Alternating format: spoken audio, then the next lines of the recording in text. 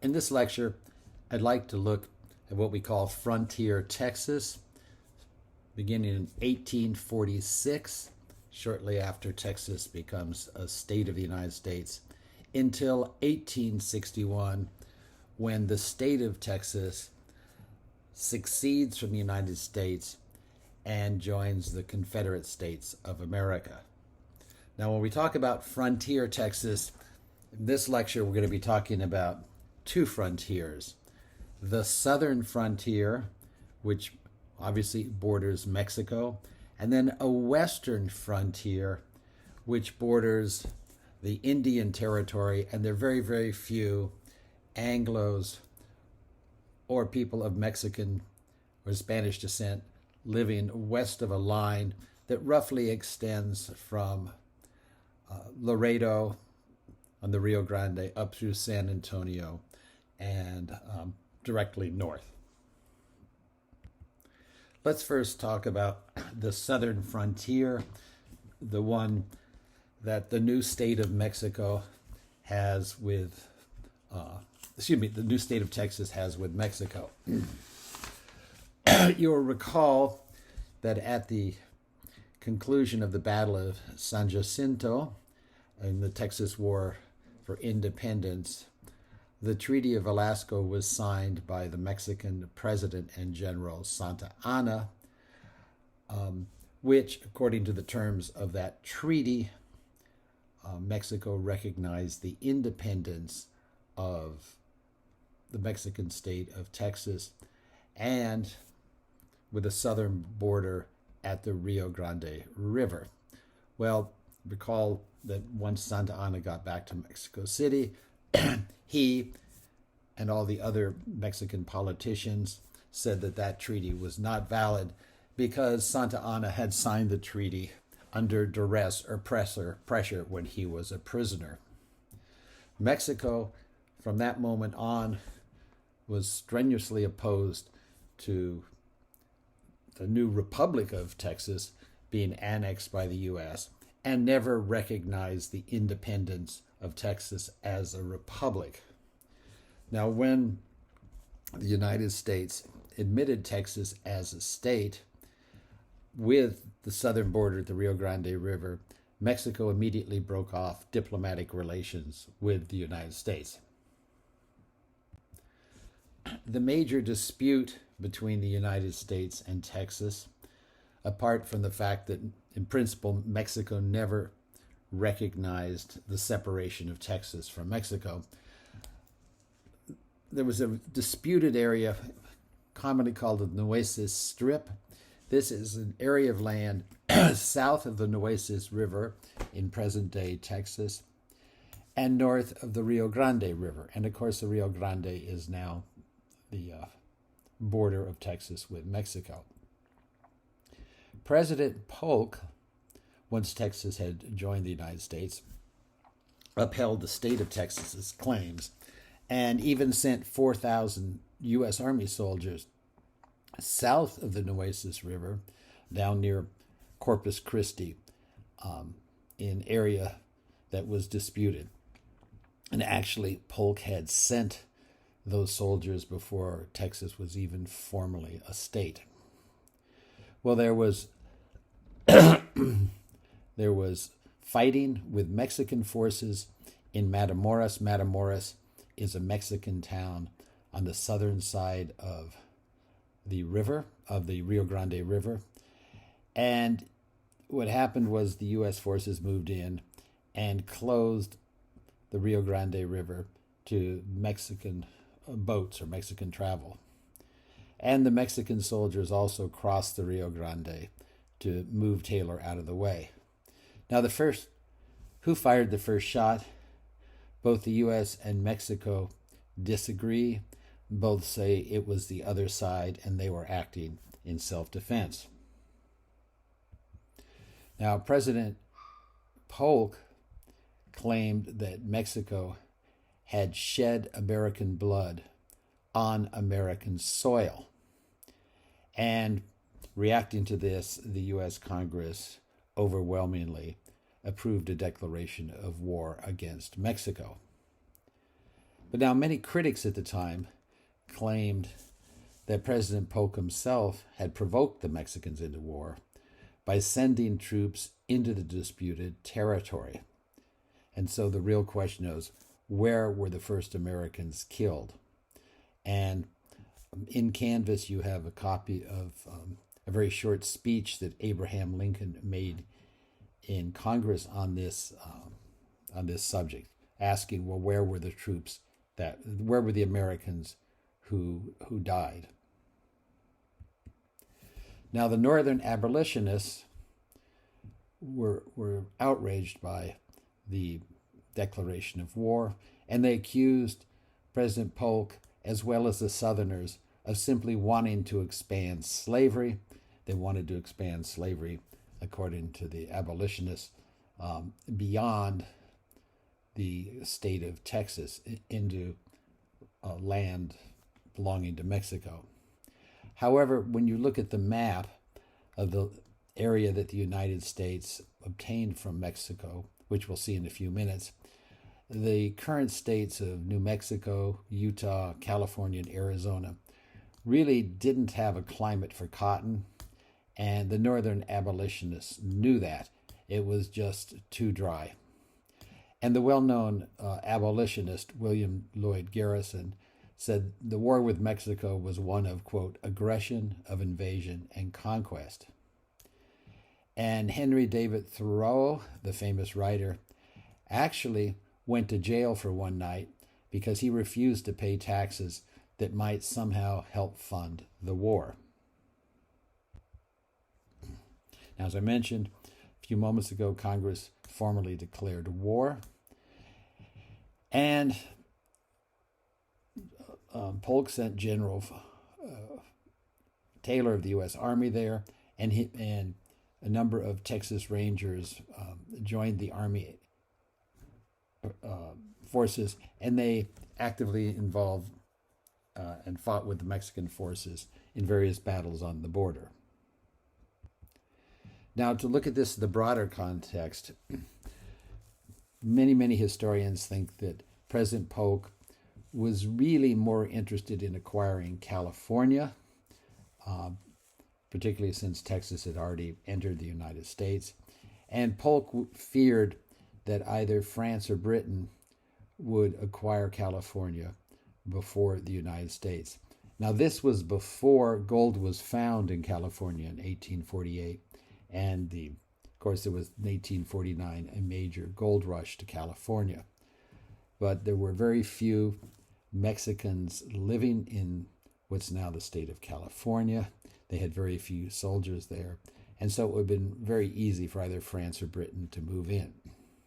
And indeed, it was later revealed that before the war with Mexico even started, Polk had sent secret instructions to the commander of the U.S. naval fleet in the Pacific, saying that if there is a war with Mexico, you, the commander of the Pacific fleet, should, quote, take the port of San Francisco and blockade or occupy such other ports as your force may permit.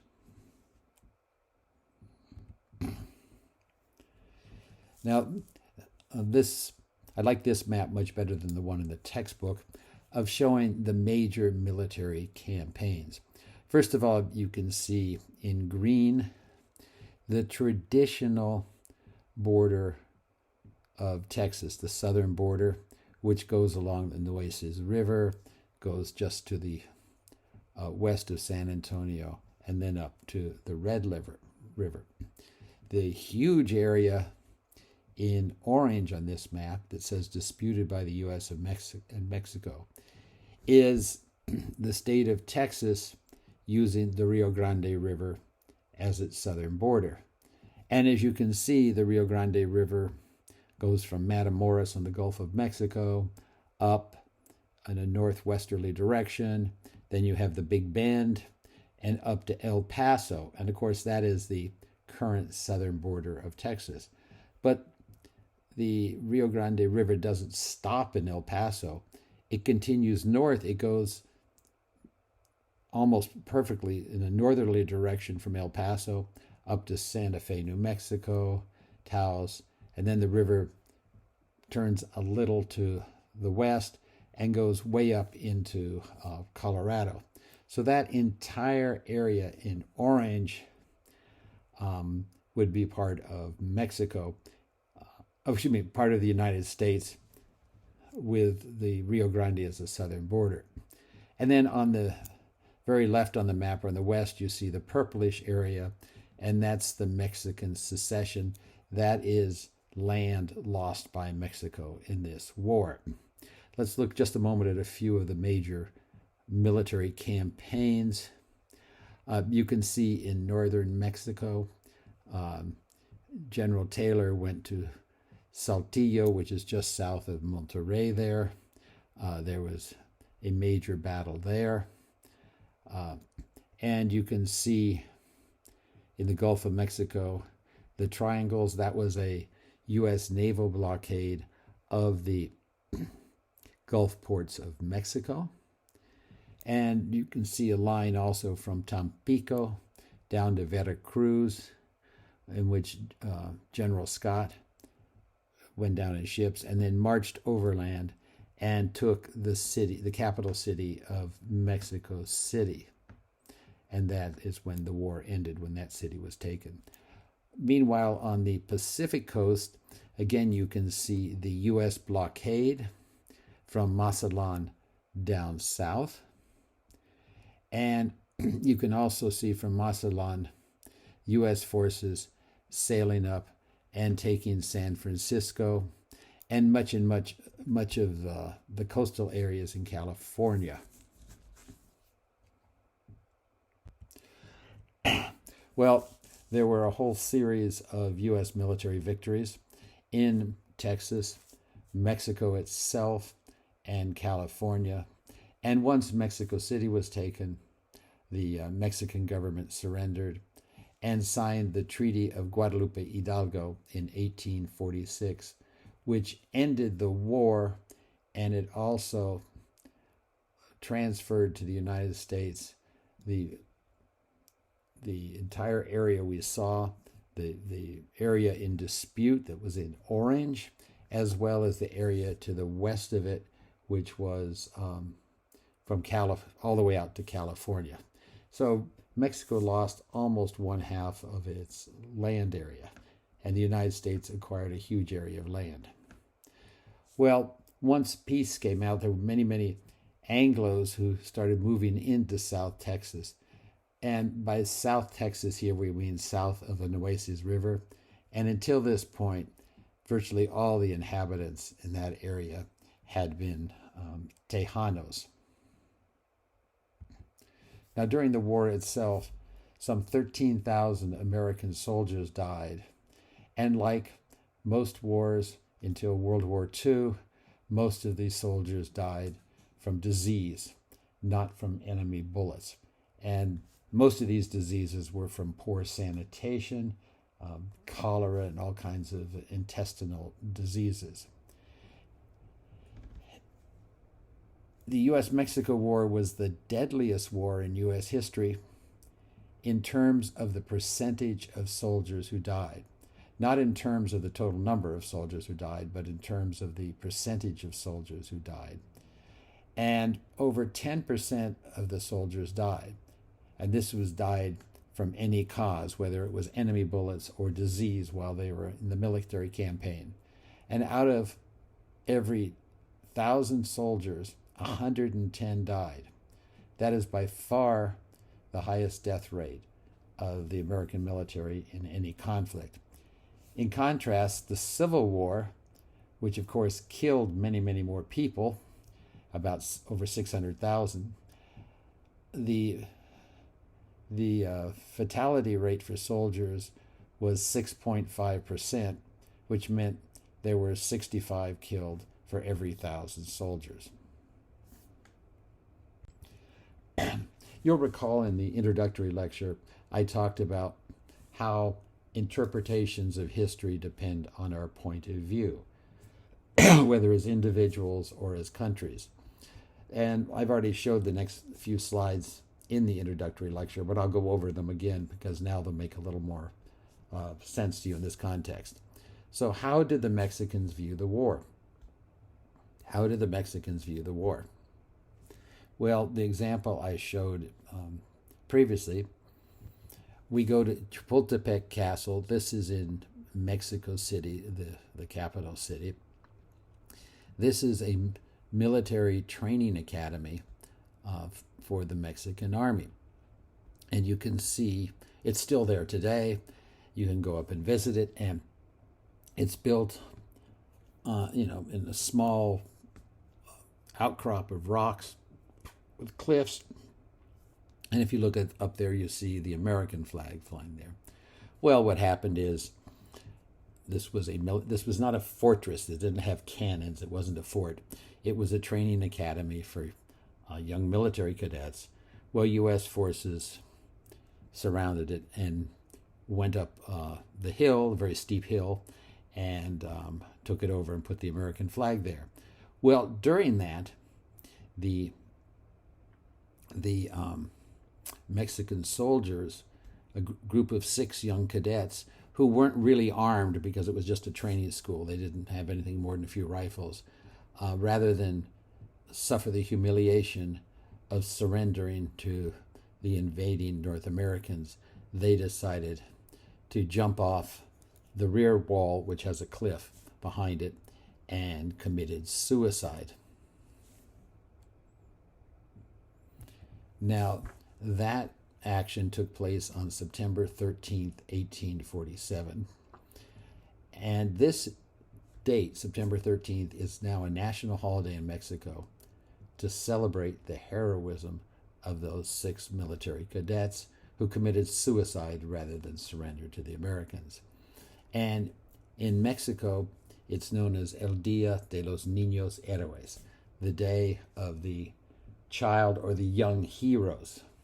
And this, again, is a national holiday in Mexico. And having lived in Mexico 7 or 8 years, I know every city I've been in, every town I've been in, every village, one of the main streets is always called Niños Héroes. I've had Mexican students in this class, and they often say they went to a primary school called Niños Héroes. It's really, really, to this day, very important in Mexico. Now, if you go up to where the military training academy was, there you can see, this is a contemporary photo, you can see 6 large pillars, and these pillars are to commemorate the 6 cadets who committed suicide. And you can see the statue there, and it says, a los defensores de la patria, to the defenders of the homeland, 1846 to 1847. Well, let's look briefly at the legacy of the war with Mexico, which had a huge legacy for the United States. It was the first major U.S. military intervention outside of the territory of the United States. And it was also the first time that U.S. forces had conquered and physically occupied another country. Now, at the start of the war, Ralph Waldo Emerson had predicted, quote, "The United States will conquer Mexico, but it will be as the man who swallows arsenic, which brings him down in turn. Mexico will poison us." Well, it turned out that Emerson was quite correct because of what happened with all the new land acquired after the war. Acquiring all this huge territory in the southwestern part of the U.S. did not strengthen the country over the next 20 or 30 years. Of course, eventually it did. But what it did was it greatly, greatly increased sectionalism. We have the North against the spread of slavery, seen this war in terms of the possibility of spreading slavery the dreaded slavery outside of the South. And it led to a huge debate over the role of slavery in the new territories, leading to the Civil War. We already saw the major national debate in the United States over admitting Texas as a state. And in fact, when Texas, after defeating Santa Anna in the Battle of San Jacinto, immediately asked to become a state, Congress said, no way, because you're a slave state and we have a balance. But now you have this huge, huge territory of from which other territories and states will be carved. And the question is, will they be slave or free? And we cover that obviously in great detail in a general United States history course. We really won't go into it in a history of Texas course. So this is another map showing the land that was ceded or given by Mexico to the United States in 1848. And you see that the line on the right or on the east is the extension of the Colorado River. You can see at the very southern part of New Mexico, El Paso, and that goes up. That follows the Colorado River up there. So all that land was given in the peace treaty to the United States, and we have the current states of California, Nevada, Utah, a good bit of Colorado, a good bit of New Mexico, and virtually the entire state of Arizona. You'll see in Arizona there, in Mexico still, Tucson. Well, what happened is in 1853, the United States purchased the land all around Tucson, down to the southern border of the current state of Arizona, because the United States wanted to build a southern railroad to California, and the easiest way to do it was to go through that land. And so in 1853, Mexico sold that area of land to the United States, and that was called the Gadsden Purchase. So here's a map of the United States in the 1850s, and you can see there the Gadsden Purchase under Arizona. So here we have Texas. Now look at Texas, how big it is.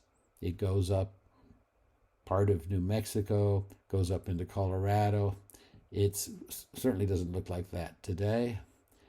And we have the Mexican secession on the western edge. To the north of Texas, we have the Louisiana Territory, which was acquired in 1803. And you can see some states have already been carved out of that. And you can see the states there if you look closely. So that is the first element of the southern frontier, is a major war with Mexico. Another element of the South Texas frontier involves the population. Now, as I mentioned a few minutes ago, southern Texas was largely inhabited by Tejanos, and when it was part of Mexico and when it was part of the Republic of Texas.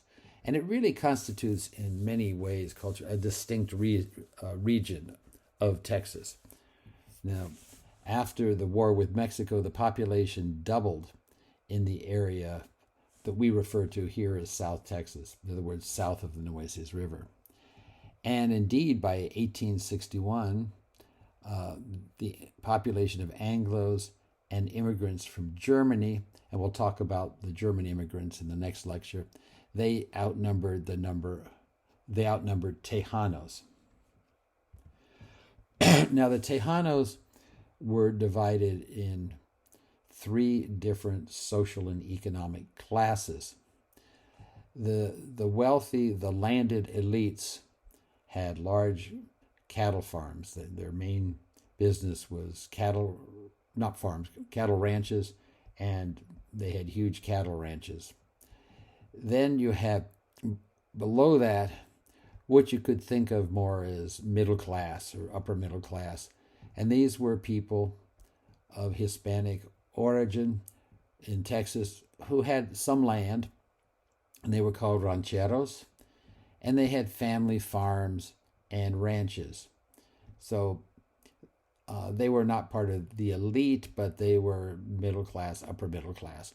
And then you had a huge lower class, the vast majority of the people, who did manual work, and they were called peones, or cartmen, and I'll talk a little more about each of these. Cartmen, as the name suggests, are people who use carts to transport products. And then the third element of the relatively low class were the vaqueros, which are the origin of the Texas Cowboys. More on that in a minute. Now, looking at the peones, these are the people who did manual labor. They served their bosses, who were called patrons, and these were either elite landowners or the small landowners. They were not slaves. They could not be bought and sold, so it was not chattel slavery. But they were very dependent on their employer, their patrons. One example was they had to have permission to marry. And they did all sorts of manual work, from agriculture to taking care of horses or whatever. And in exchange for their labor, they received housing, very poor, but housing, food, and clothing. And they had to obtain the food from the patron's house or store. And so they were always in debt. So while they weren't formally slaves, it was very hard for them to move anywhere in society, or even to physically move. They had to get permission to move. The next group of relatively poor people are the cartmen. Again, they would use carts, and these were carts pulled by ox, and they would transport food and all sorts of merchandise from the coastal area a bit to the north of Corpus Christi to San Antonio. And they were very efficient. They could move products faster and cheaper than Anglo cartmen. And so as time went on, many of the Anglo cartmen became quite jealous of the Tejano cartmen. And then the third of the lower class people were the Vaqueros. And these are the original cowboys. And they were basically cattle hands. Their job was to handle the cattle, and they rode horses, just like the stereotypical cowboy. And the name Vaquero comes, of course, from the Spanish word vaca, which means cow in Spanish. There's an article in Canvas with a little more detail on the Vaquero way of life. And the whole origin of cattle hands on horses comes from Spain and Portugal.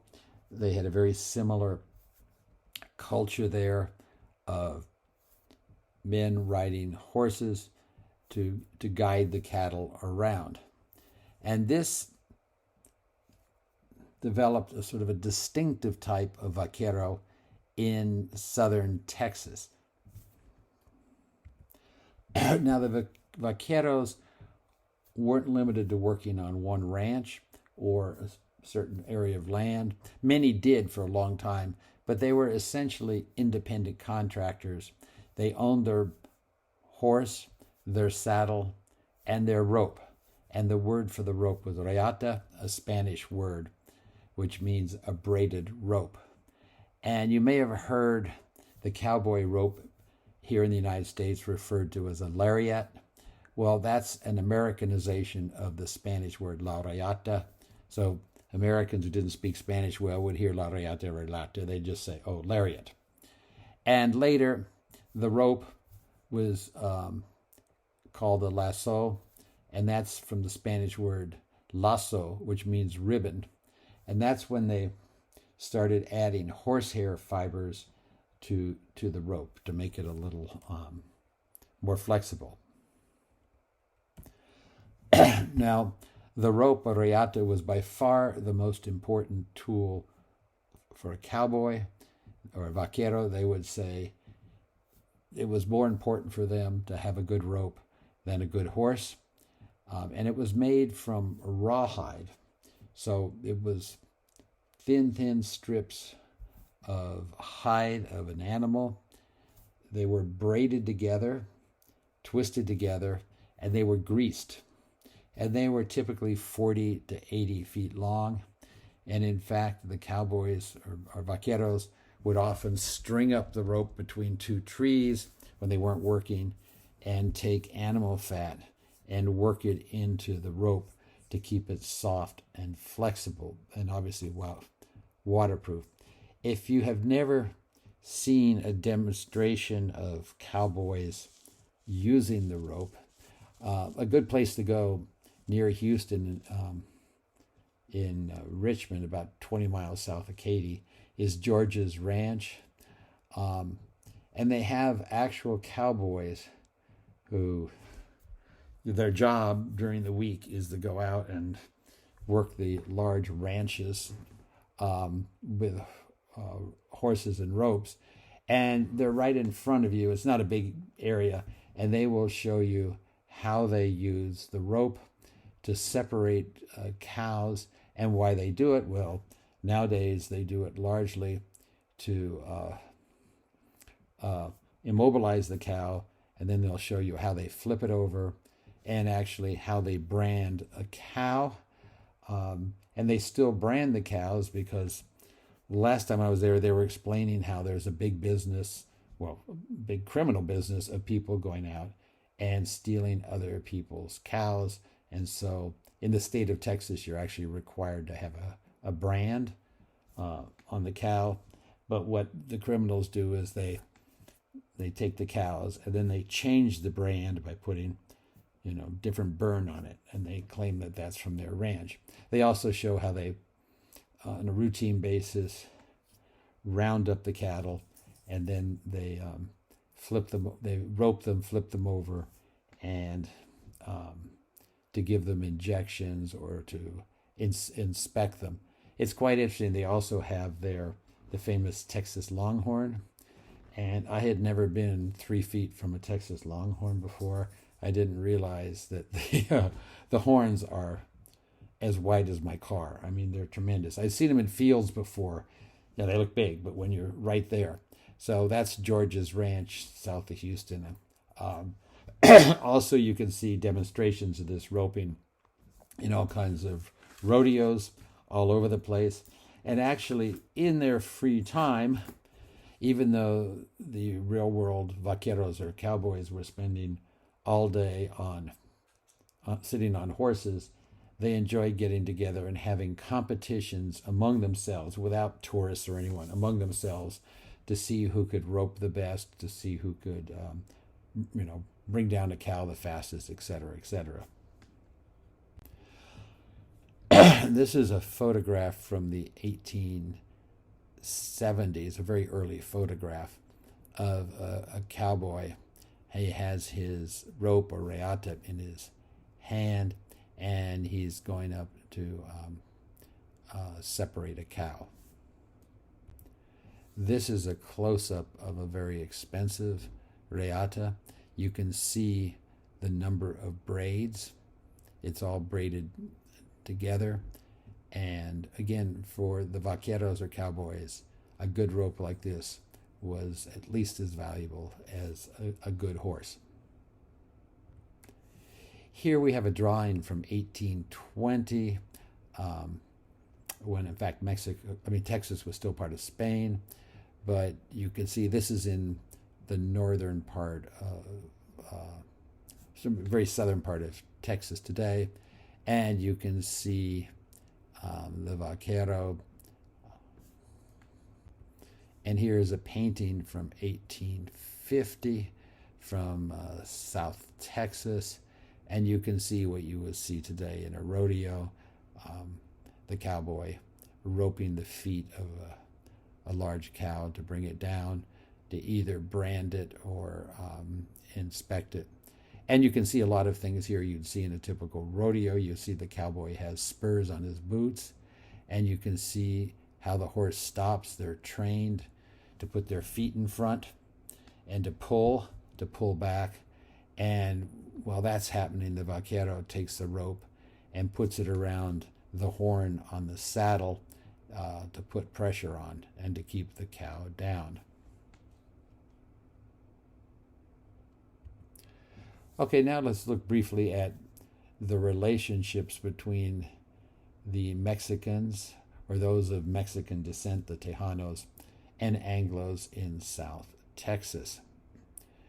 Well, unfortunately, many Tejanos, even those who supported the Texas Revolution, such as you recall the famous and wealthy Seguin family in San Antonio, they became victims of sort of ethnic discrimination as more and more Anglos moved in, and it became an Anglo-dominated economy. And some of the Tejanos even left Texas and moved into Mexico. And it's interesting. Seguin himself, Juan Seguin, who, as you recall, was actually at the Alamo, he didn't die because he had left on a horse in the middle of the night to carry a message to seek reinforcements. He had been at the Battle of San Jacinto, but he and his family were subjected to such discrimination with the Anglos, jealous of their large landholdings, that he fled to Mexico, where he was promptly put in jail for having supported the Texas War of Independence. And in 1857, in a famous event, Anglo Cartmen, who were jealous of the efficiency of the Tejano Cartmen and the Mexican Cartmen from Mexico, and this caused a real diplomatic crisis between the U.S. and Mexico. Now, the Tejano elites often sought practical accommodation with the Anglos, and there was quite a bit of intermarriage in the 1850s and 1860s between the wealthy children of the Tejano elites and Anglos, and it was most often the woman was from a wealthy Tejano family marrying an Anglo man. And I mean, it wasn't just to accommodate each other. I mean, I'm sure there was love too. In 1859, there was a particularly brutal outbreak of ethnic tension in Brownsville. Brownsville is down on the Rio Grande River just north of the Mexican city of Matamoros. A large Tejano landowner by the name of Juan Cortina got together with 400 other Tejanos, and they tried to expel the Anglos from the Brownsville region because they were tired of the discrimination against them. Well, finally, the Texas Rangers joined the U.S. Army to suppress the revolt. This is an early picture of Juan Cortina, and this in the 1850s was just a few years after the first cameras were in use. And if you go down to that area today, you can see this roadside marker for the Cortina battle in December 1859. Now let's turn to the other frontier briefly, and this would be the western frontier or the Indian frontier. Well, after the War of 1850, the U.S. Army started moving and exploring West Texas, and more Anglos would move there and purchase land, or were given land by the state, because most of this land was owned by the state.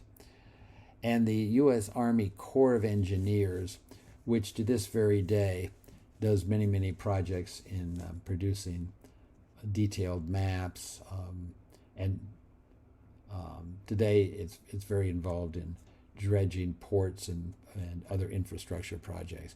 Well, they sent a number of experts out to collect geographic information in West Texas. Now, by West Texas at this time, we're not talking about the extreme west. We're talking about from San Antonio west. And they did go all the way to the extreme west of Texas out to El Paso. But it started more or less at San Antonio.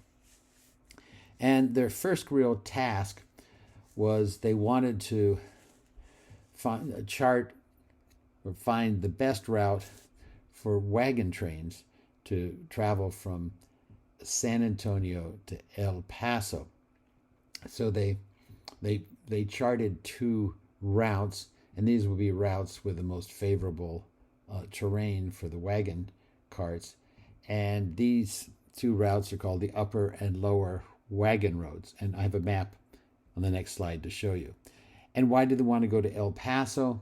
Well, El Paso was then the ideal spot to base themselves as traders and to trade with the wealthy miners in northern Mexico in the state of Chihuahua. This is a map from the time showing the two wagon train routes to El Paso. You can see El Paso's in the far left or eastern side of the map, and San Antonio is in the center of the map on the right or on the western side. And it's not very well labeled, but it says Bexar, Bear. That's the name of the county there now. So you have the two routes. You can see one is sort of a northerly route, one is a southern route, and they both lead to El Paso. Now, looking at this map, well, going through that region, there aren't many settlers there, and we'll talk a little more about the Indians in a moment. But there were a lot of Indians there, and so those traveling on the wagon roads, as well as the early settlers, really wanted a system of U.S. Army forts to protect them. So two lines of Army forts were set up. They were quite far apart from each other and not particularly effective because they were so far apart, and no one could call obviously on a cell phone to say we need U.S. Army troops in this or that area. But nevertheless, they established these forts. The first line was sort of from the Rio Grande, going up just west of San Antonio up to Fort Worth, Dallas area. And then 2 or 3 years later, more forts were built on another north-south line, about 150 miles to the west. And then there were forts built all the way out to Fort Bliss. Fort Bliss is in El Paso, and actually, if you go to El Paso, there's a U.S. Army base there called Fort Bliss. Well, the settlers were disappointed. These forts really didn't provide the security they wanted. It was a small number of soldiers. But the U.S. Army activity in establishing forts did start to improve communications as well as transportation in all of western Texas. Again, West Texas being defined here as sort of San Antonio to the west. Well, why transportation? I already talked about the stagecoach roads, the wagon roads that were built. Communications, they set up a very primitive postal service where mail could come in. It could come into a port, travel overland to San Antonio, be distributed, and go out with wagons or stagecoaches all the way to the El Paso area. And so the state started to be connected with communications and transportation, which were vital to economic development.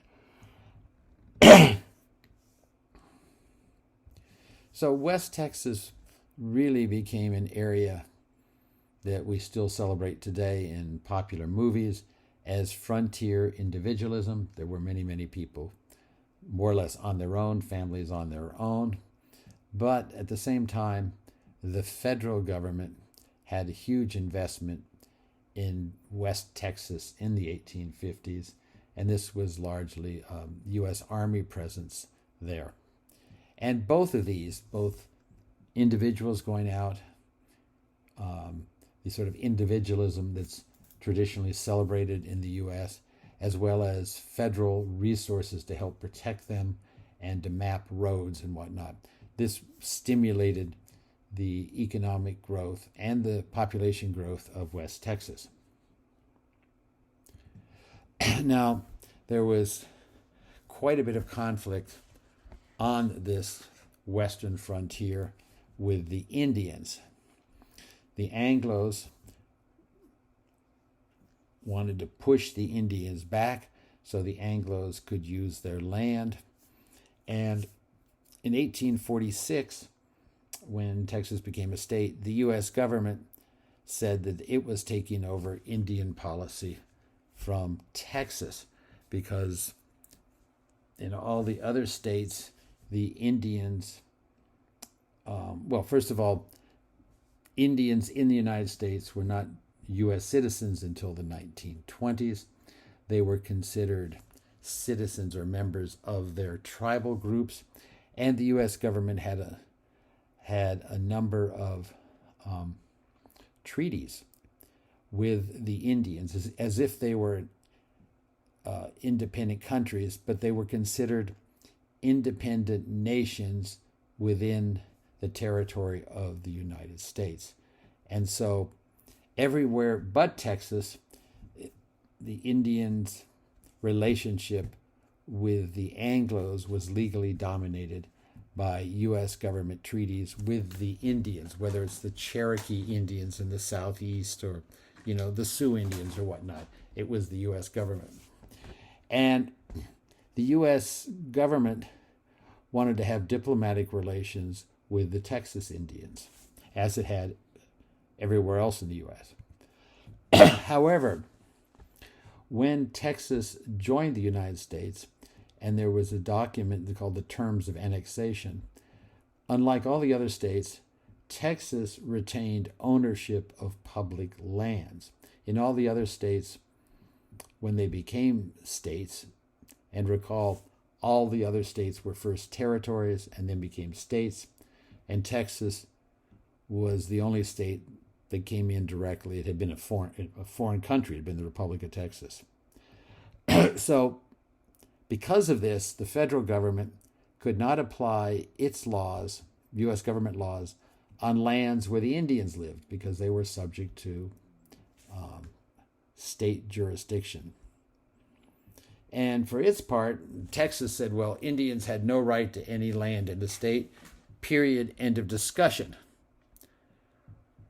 So the U.S. Senate in Washington passed a law saying it promised to keep trespassers off Indian lands because the Indians were quite upset. The U.S. government was upset, but in reality, the federal government didn't do anything to keep trespassers off Indian lands. Now, for their part, the Comanches, once Texas joined the U.S., continued raiding into Mexico. They had many raids into Mexico, very well documented, where they used quite a bit of violence.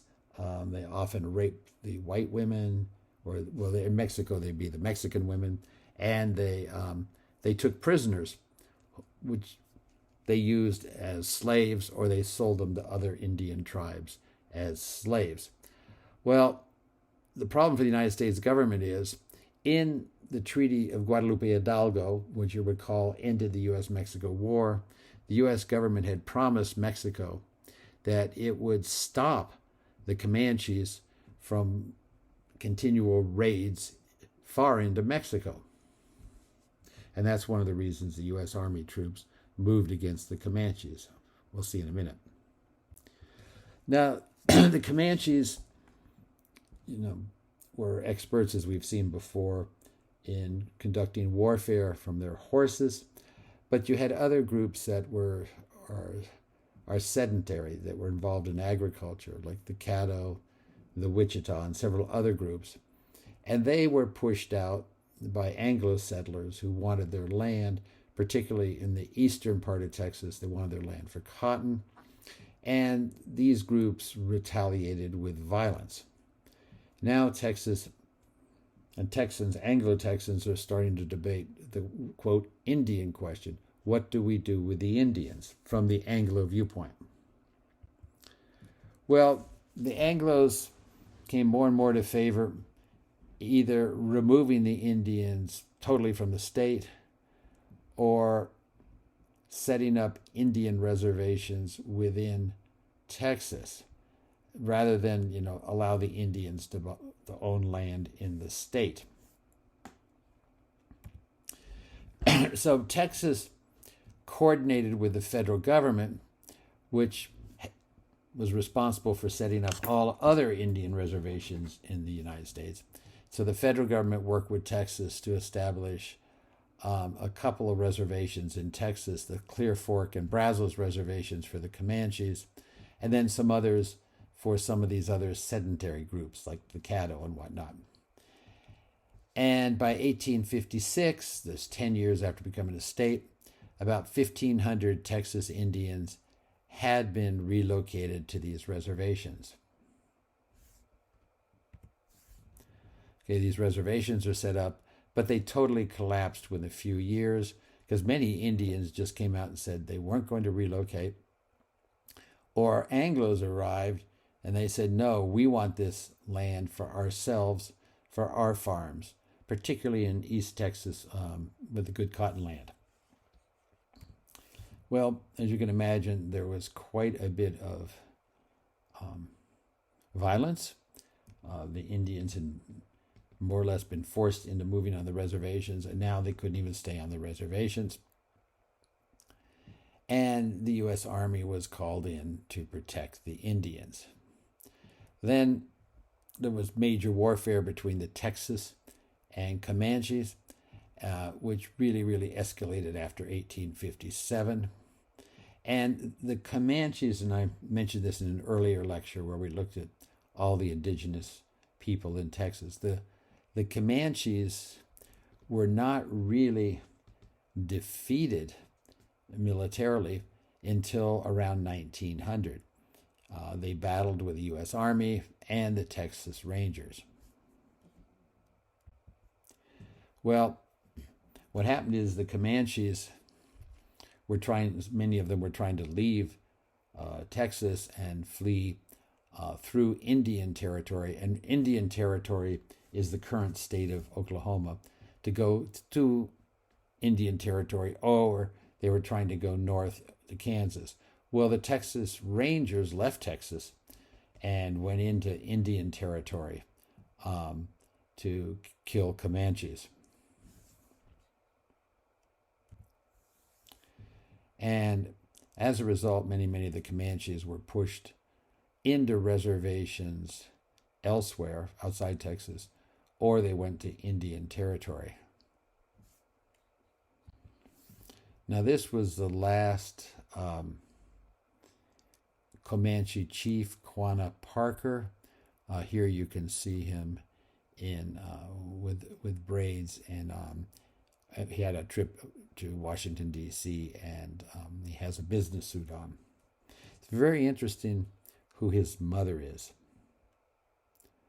His mother is this woman, Cynthia Ann Parker. So she's the mother of the last of the major Comanche chiefs, Quanah Parker. She had been captured many years before as a young girl by the Comanches who were raiding the farm she lived on. She grew up with the Comanches. She spoke the language. And she married a Comanche chieftain, and she had a number of children. And in this photo, we see her hair cut short because at the time this photo was taken, she had thought that her husband had died, but in fact, he hadn't. So finally, in 1875, Quanah Parker's band of Texas Comanche were the last to leave Texas and move to Indian Territory. And in the next lecture, we'll look at this same time period from 1846, Texas becomes a state, to 1861, the beginning of the Civil War. And we'll look in more depth at the society. We'll look at all the German immigrants who came into central Texas. We'll look in much greater detail at the economy of the state. And as central aspect of that, we'll look in great detail at the slave population in Texas. Thank you.